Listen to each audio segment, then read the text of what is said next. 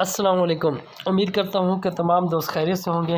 تو آج کی اس ویڈیو میں آپ کو بتاؤں گا کہ بے نظیر انکم سپورٹ پروگرام میں جو بینیفیشری پیمنٹ لینے کے لیے کسی کیمپ سائٹ پہ جاتی تھیں، اب ان کو پیمنٹ کیمپ سائٹ سے ملے گی یا کہ کسی دکان سے ملے گی، اور کتنی پیمنٹ ملے گی۔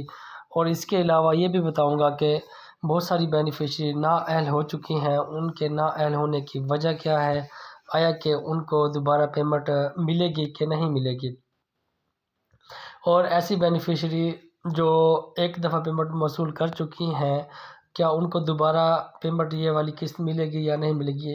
یہ بھی تمام باتیں آج میں آپ کو بتاؤں گا اس ویڈیو میں، تو ویڈیو کو مکمل دیکھیں تاکہ آپ کو تمام اپڈیٹ بے نظیر انکم سپورٹ پروگرام کے متعلق ملتی رہے۔